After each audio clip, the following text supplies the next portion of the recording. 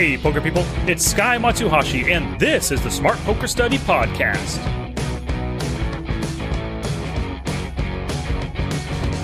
In episode 144 last week, I discussed my observation HUD, which I use to help train myself to be more observant of my opponent's actions and showdowns.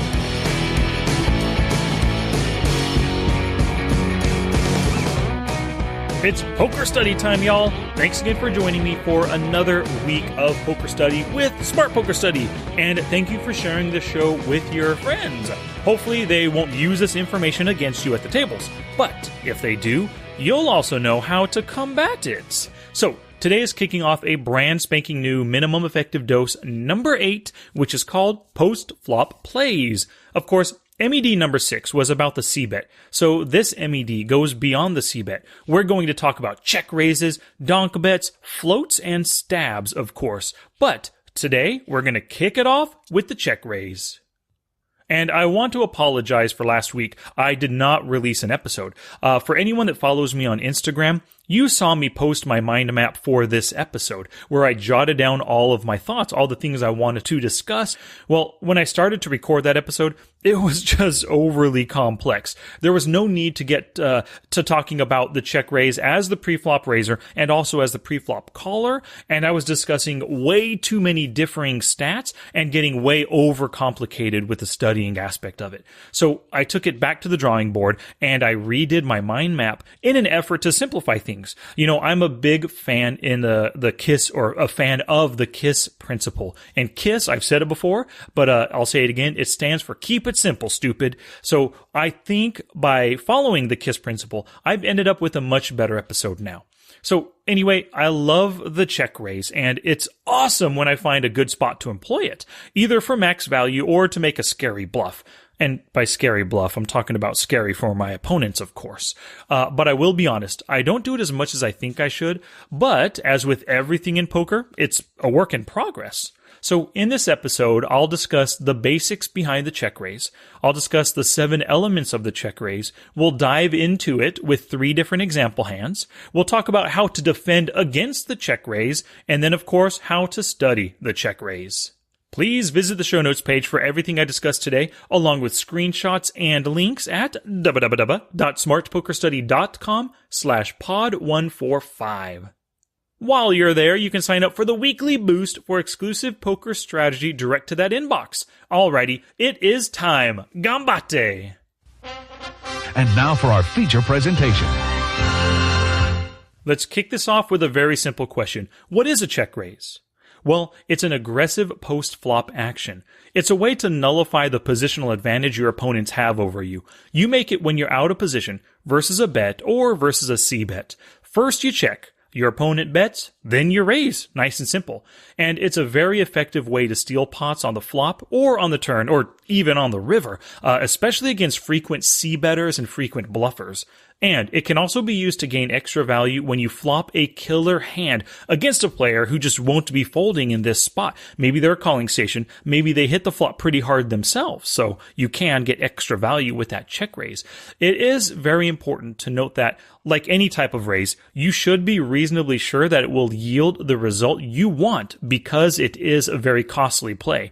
Let's look at your average 2-bet heads-up pot.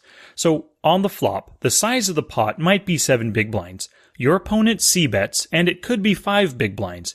If you make a check raise to 2.5x, then you're making it roughly 12 to 13 big blinds. And that is much more costly than if you would have just check called the 5 big blinds or even donk led the 5 big blinds yourself. So that's just the basics on the check raise. Let's dive into now the 7 major elements of the check raise. Element number 1 is, hey, it looks very strong.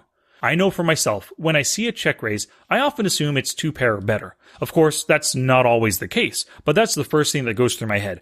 That's why these are so effective as bluffs. Element number 2, you're choosing to bloat the pot. So when you make that check raise, you're effectively deciding to make a big bet, to make that pot bigger. Now, most ranges only hit something worth bloating the pot 10% of the time or even less. And normally that's something like 2-pair, a set, flopping a straight, etc.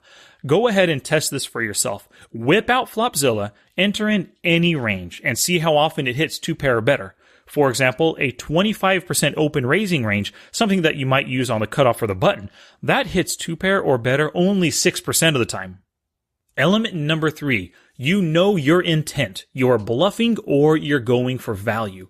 So because we had just discussed that check raising bloats the pot, the third element to successfully employing this strategy is to know exactly why you're check raising. What's your intent? If you're bluffing, you should have a reasonable assumption that your opponent will fold. You should be able to name the better hands in their range that will fold to your check raise. If you're going for value, on the other hand, you should have an idea of the worst hands that they can call with, or even re-raise you with. Being super clear with your intent will help you to make more successful check raises. The fourth element of the check raise is that ranges matter. You have to consider your opponent's range and your own range.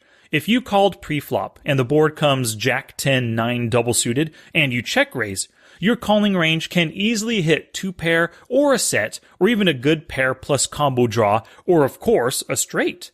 But let's say you were the pre-flop raiser from early position. How many strong hands do you have here on the Jack 10-9 board that's worth check raising? Maybe you have pocket jacks, pocket 10s, or pocket 9s for the sets, but do you have any 2-pair hands or straight hands? Not too many at all. So, as you know, ranges are based upon pre-flop actions. You need to make sure that you take your opponent's and your own pre-flop actions into account before you check raise or before you defend against the check raise.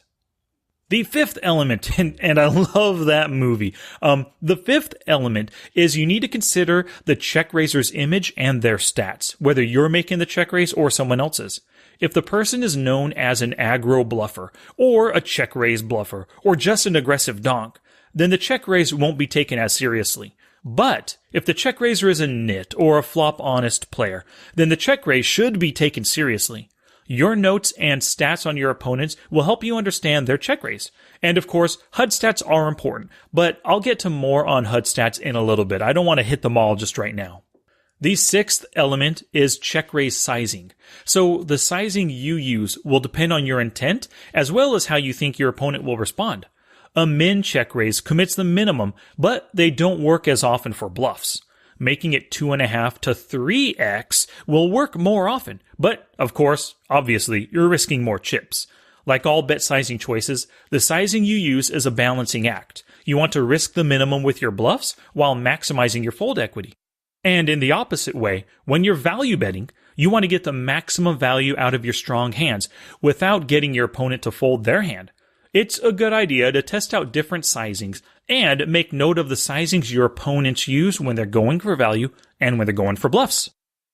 And the seventh element to check raises is that good check raise bluff spots are often bad double barrel bluff spots. So you check raised with the intent to bluff.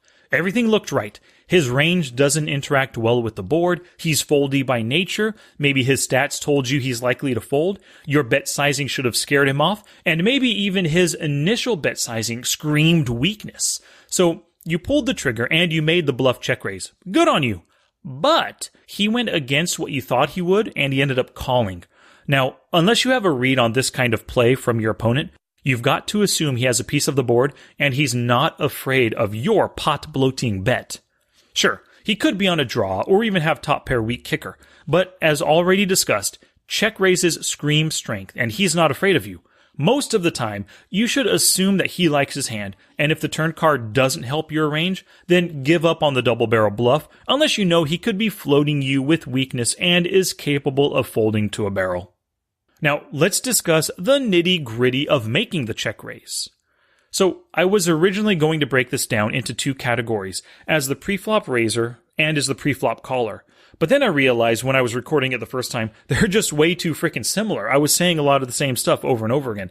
The only thing different between the two is the pre-flop ranges you're dealing with. So I will just lay it out right now. If you are the pre-flop raiser, whether 2-betting or 3-betting or 4-betting, you have the stronger range. You have less suited connectors, gappers, less broadways, and probably more aces and pocket pairs in your range.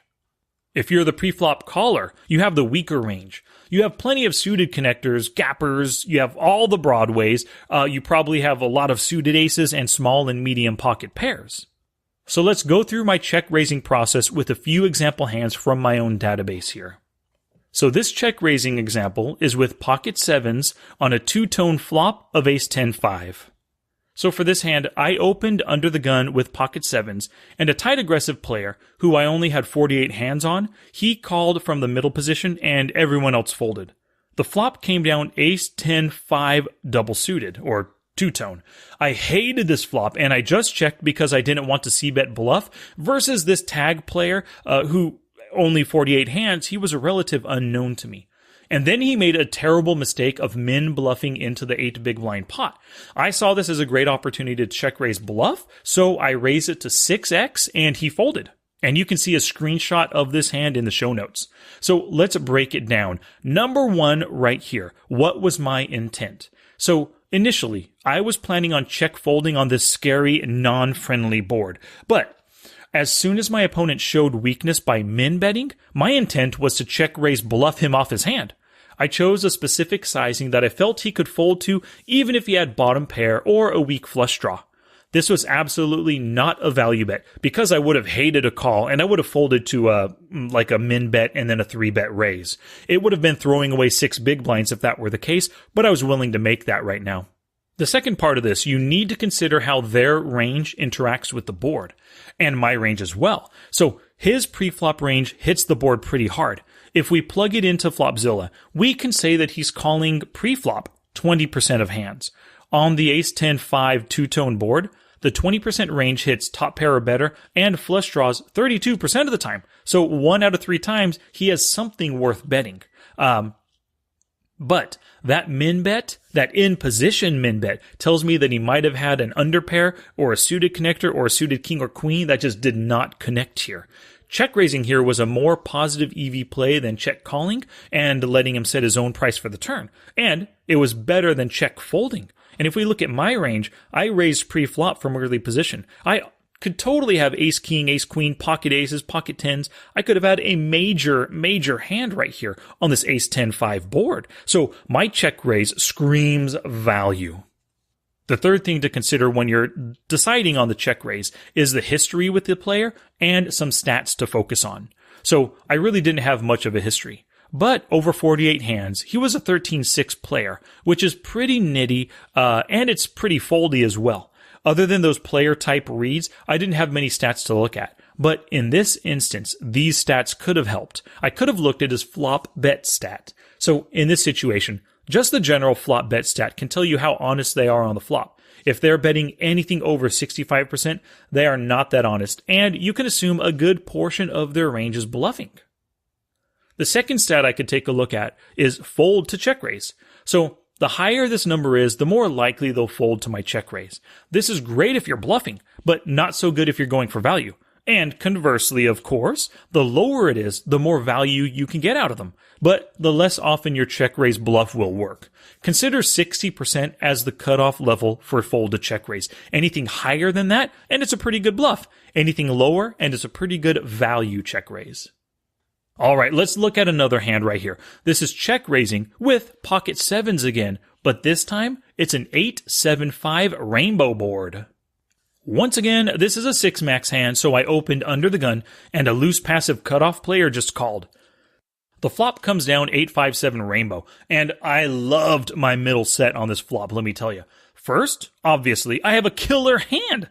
Second, this middle card board hits the passive caller's range pretty darn hard. So I decided to take a chance and go for the check raise. Yeah, he could have checked behind, causing me to miss a street of value. But thankfully, he obliged with a half-pot bet, and then he called my check raise. The queen on the turn didn't help his range, but the fact that he called my check raise meant it's time for me to go for extra value. So I bet $5 into the $6.35 pot. He went and responded with the most beautiful thing ever by raising me all in for an additional 80 big blinds. Of course I called, and he had a combo draw of a pair plus an open-ender. He bricked, and I took down the 175 big blind pot. What a lovely outcome. So first off, what was my intent? I was totally going for value here. I would have been happy if he had bet and then 3-bet shoved on the flop. Or even if he just bet called each street, flop, turn, and river, I could have got max value out of the guy. I guess if he didn't hit his straight, he wouldn't have called the river. But with the way it went down, I got all the money in on the turn with the best hand, and that was the way it had to go. And I'm so happy about that. The only thing I would have been possibly scared of is seeing a 9 or 4 on the turn. So I'm glad when that queen hit, I got it all in right there. The second thing you always want to consider is the range and board interaction. So if we think about my range, this was another under the gun open. So I had a rather tight, maybe 15% range in this 6-max game. On this flop, I have all the sets in my range, the 5, the 8, and the 7 as well. And I also have all the overcards, and of course, all the overpairs. So my check raise probably looks like a set or an overpair, and he wasn't scared of either of those apparently. When I think about my opponent's range, he's super passive at a 43/2 player, and he called me in position. He has every suited connector, every suited gapper, even offsuit gappers and offsuit connectors, of course. Any ace hand, tons of kings, suited and offsuit, small to medium pocket pairs. He has all the things that could have potentially continued on this 8-5-7 rainbow board. So this was a great spot for me to get maximum value out of the 43-2 calling station, and I took full advantage of it. And the third thing you want to focus on is history and stats. So with this hand, I was relying on my opponent's general passivity to gain max value. If he was a tighter player, then I probably would have raised half pot or even less to get him to call or to commit on the turn. My flop check raise sizing might have been smaller as well. And when it comes to specific stats to use here, this is a combo that I really like. The combo is fold to raise after c-bet or fold to raise after bet, either one. But you want to look at it in position versus out of position. So in general, the fold to raise after bet stat is quite useful. Anything over 70% should be bluffed frequently with raises. Between 50 and 70% is kind of a gray zone, and below 50% you should rarely bluff them, especially with a check raise because you're out of position. Now, the total stat that I just mentioned is pretty good. But when you look at fold to raise after bet, if you look at it in position versus out of position, it is very telling. If they fold to raises way less frequently in position than out of position, you should not bluff them with the check raise. For example, you'll find players who fold in position to the raise only 40% of the time, but out of position, they'll fold 80% of the time. These players understand the benefit of position, and they'll try to use it against you on the next street by betting when you check. Well, first, they'll call that check raise, and then on the turn, as soon as you check, bam, they're throwing out the 1/2 pot to 2/3 pot bet to get you to fold. Okay, the final example here is check raising with pocket kings on the queen 5-4 two-tone board. Now, this is a hand that I totally botched. A super lag player opened under the gun, and I 3-bet from the small blind with pocket kings. I did 3-bet rather big though, so I'm proud of myself for that. He called, and the flop comes down queen 5-4 with 2 clubs. Like I said, this is a super lag player, so I checked with intent to raise for value. Over 467 hands, his flop c-bet was 83%, and the turn c-bet was 93. This guy was super lag, loved to barrel hands. And, obviously with those stats, he's just aggressive post-flop in general. So I check raised to almost 3x, and he called. The pot was really big at $23 on the turn, and we both had $24 behind. The turn comes an offsuit king, so I improved my overpair, or I improved from an overpair to a set on the turn. But I made the major mistake of checking here. He had called my huge check raise on the flop, so I should have barreled here to get maximum value out of the guy. Instead, I checked because I turned such a strong hand I wasn't scared of anything. He ended up checking behind, and the river comes a 3rd club. Damn it, 3 clubs, and this guy could have come along with a flush draw. I checked, and he shoved for a pot-sized bet. I tanked, I hated it, I was throwing up in my mouth, and then I decided to call. He turns over the 8-6 of clubs for the rivered flush, which cracked my set of kings. So it's a crappy situation, crappy result, but let's break this hand down right here. So what was my intent? I was absolutely going for value here. I knew this lag was capable of continuing with a very wide range. That was a pretty wet flop versus him, so it was a great spot to get max value. I should have kept up with the value betting on the turn, though. He called that big check raise on the flop with 2 cards to come, and he still would have given me value on the turn with 1 card to go. But let's say he whiffed the river, I would have gotten no more value out of his draws. So the major lesson here is get value while the getting's good. The second thing you want to always think about when you're considering the check raise is the range of both players involved and the range and board interaction. So with the way I played this hand, my range is super strong because remember, I 3-bet pre-flop from the small blind. I have most of the overpairs on the flop with my check raise. I showed weakness on the turn though with my check, but because my opponent had nothing but a draw this time, he checked behind and got a free river. My opponent's range, on the other hand, is very wide. He's capable of bet calling a wide range preflop, especially because he has position. He's going to bet this flop with a very wide range once again, but he's likely only calling my check raise, especially my big check raise, with a pair or some kind of a good draw. I should have realized this and continued to fire the turn, charging all of his draws and all of his weakish pair hands. The fact that he checked behind makes it even more likely he was on a draw. So when the draw completed and he shoved the river, I should have taken that as a sign and I should have just folded.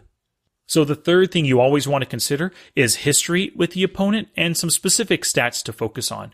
So up to this point, I had some pretty good history on the player. 467 hands, and his stats equaled an obvious donk. One of my notes on him said, capable of overly aggressive plays when checked to. So check for max value. And that's exactly what I did here with that strong overpair on the flop. I got that value, but I didn't continue for more. Also, when it comes to specific stats to use in this instance, this here is a very telling one. Float the flop. So within Poker Tracker 4, the float is defined as a bet in position after the preflop raiser checks. So if the float flop percentage is high, like 50% or more, then there's a high likelihood they will bet once you check to them. This allows you to check call, check fold, or check raise as necessary. The choice is up to you depending on what your intent is with the hand. For this player, his float the flop percentage was 54%. So I like my check with intent to check raise here for max value. Alrighty, everybody, if you have not picked up my book, How to Study Poker Volume 1, you can do so on Amazon. It's an ebook, paperback, and audiobook. So go ahead and pick it up there at Amazon. I would really appreciate it. Please leave an honest review once you purchase it, and send that review to me, because I'd love to read it on air and give you a little shout out by name for supporting the show. And we all know by now how Amazon and iTunes and all this stuff works. The more reviews somebody has, the more eyeballs see it. And speaking of reviews, I want to read this one to you right here. The review today comes from Kenneth Nielsen, and he says, "This book is a godsend for me and will be for you as well. Have you ever found yourself overwhelmed by all the information on poker that's out there? 3 months ago, I decided to really go for it in my poker playing and training and spent a lot of cash to really improve my game. What I got was very overwhelmed, and I was bouncing around from one bit of info to another and not improving. I couldn't find the best way to work all this new info into my game. Then I found this book. Sky understands how much is out there and tells you step by step and what you can do to get the direction you need so you can focus on improving your game. Right now, I have a detailed game plan to help me over the next 8 to 12 weeks to improve my poker playing in the one area I need the most work on. Once done with that part, I will again use what Sky has told me to detail and plan the next area of improvement in my game. I was very lucky the day I found this book by accident, but so glad I did." Wow, Kenneth, that is a great review. I so appreciate it. Thank you very, very much. So if you're looking for a new place to play online, or if you're tired of your current site, please join me on America's Card Room. It's a US-friendly site that's been around since 2001. I play a lot of micro-stakes cash there as Frisky Misky, and I'd love for you to join me and try to take my stack. Just click through www.smartpokerstudy.com/ACR and use offer code SPSPOD to get a killer 27% rakeback deal. And of course, you'll also be supporting the show by going through me when you download the software, sign up, and use that offer code SPSPOD. And some quick shout outs right here. Over the past 2 weeks, I had 3 new purchasers through my affiliate for Poker Tracker 4. But the funny thing is, I had no contact from them, and I have no way to get in touch with them. So if you're listening, if you're one of those who purchased Poker Tracker 4 through my affiliate, send me the emailed receipt, and I'll send you my smart HUD as a thank you. So, If you want to get Poker Tracker for yourself, go to www.smartpokerstudy.com/pokertracker4.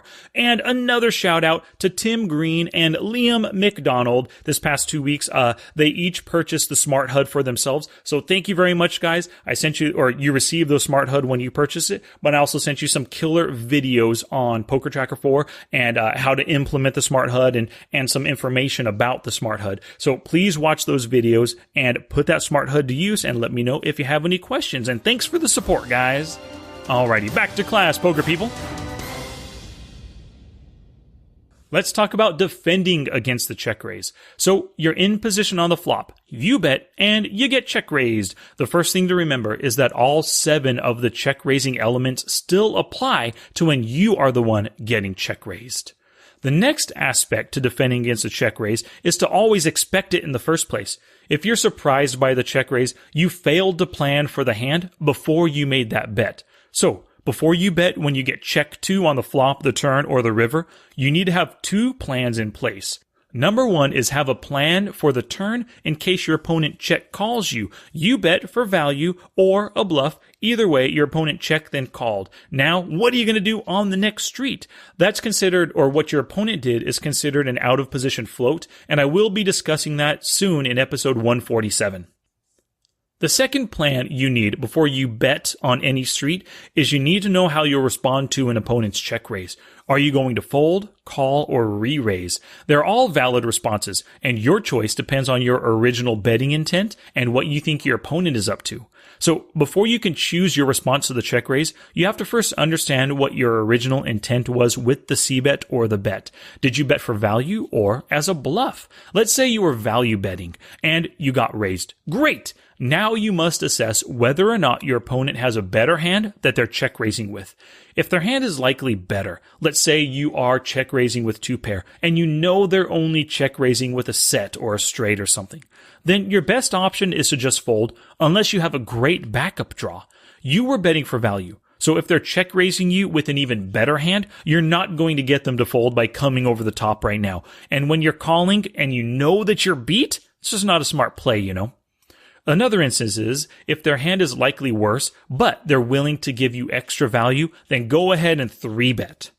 And the final instance, if you think they're check raising on a draw, then you have to assess how likely they could hit it on the next street. You could slow play by just calling here, but you run the risk, like I did, of them catching up on the next street. Most likely, the best thing for you is to bet again on the turn for max value from their draws or their marginal hands that are willing to call. And if they fold their hand, so be it. You can't control what they stay in with. You can only control your choices to get the max value out of your opponents. So that's all if your initial bet was a value bet. But what if you were bluffing with that initial bet and you got check raised? So if they're check raising for value, you're better off just folding. Unless you see a great opportunity to bluff in the future or hit a strong draw in the future, this is the time to get out and save your chips. Or if you believe they're check raise bluffing, then you need to assess whether a re-raise bluff right now will work, or possibly calling here and then betting the turn when they check to you. You want to remember that range and board interaction is super important when dealing with check raises. If you continue in the hand versus a check raise without considering your opponent's range and the flop interaction, then you're progressing in the hand blindly. Here are some opponent stats that can help you examine their check raise. Number 1 is basically the check raise stat. This is obviously the first stat you should look at. Anything over 10% is suspect over a good sample size. And the higher it is, the more suspect it is. Below 10% is mostly value-oriented, but it's especially value-oriented at less than 5%. The next stat is raised c-bet out of position versus in position. So the difference between these two numbers is very striking. Just like I discussed before with fold to raise after c-bet, if their raised c-bet out of position is much lower than in position, their check raise is more likely for value. And the final stat when you're facing a check raise, the final stat to look at is fold to c-bet out of position. If their fold to c-bet is very high out of position, like 70% or higher, then you should put massive weight behind the check raise. They fold most of the time, so believe that check raise to be strength. Wow, that was a ton of stuff about the check raise. Let me tell you, you aren't going to learn everything you need to know about the check raise just from this podcast. In fact, you won't learn everything about any play from any one podcast or video or course or book or whatever. What you need to do is learn as much as you can from this podcast. Then you need to get some real world experience using it, and you need to put time into understanding your opponents and how they use it. So the idea I want to impart on you right now is that learning anything sufficiently comes from knowledge plus action plus analysis. So with this podcast, you've picked up some additional knowledge about the check raise, but don't stop there.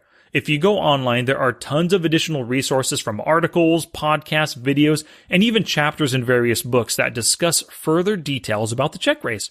You should spend a little more time and gather additional information from other sources. Now that you've gathered this knowledge from this podcast, it is time for action though. In your next 3 sessions, I want you to practice using the check raise. Create a hand tag within Poker Tracker 4 that simply says check raise. And for every time you spot a good check raising opportunity, make sure you tag that hand, whether or not you employ the check raise. Test it, tag it, and note it. That is your new mantra when practicing the check raise. Not only are you testing it for yourself, but pay attention to when your opponents use the check raise. Take a note of the situation and any showdowns you see. Your goal here is to become adept at using the check raise and to become adept at understanding why your opponents check raise. The next step is analysis. Spend some time off the tables with Poker Tracker 4 and Flopzilla and analyze all your tagged hands. Use your hand reading skills and narrow your opponent's range street by street to see if you're putting to use what you learned. Making mistakes is part and parcel of this whole check raise mastery thing, so don't be bummed out by negative results. Just keep up the process of practicing, tagging, noting, and analyzing these check raise spots. Challenge! In case you didn't know, if you listen to this episode or any other poker content and don't put something from it to use in your next play or study session, you're completely wasting your time. So, having said that, here's my challenge to you for this episode. Become a student of the check raise. Take the knowledge you've learned today and gather a little bit more on your own. Then, over the next 3 sessions, put the book knowledge you've gained to use in your play sessions. Remember the mantra. Test it, tag it, and note it. Then analyze all the check raise spots you've experienced. Learn from them. Then put that newfound knowledge to the test again. Now it's your turn to take action and Scooby-Dooby-Doo something positive for your poker game. Now get it on.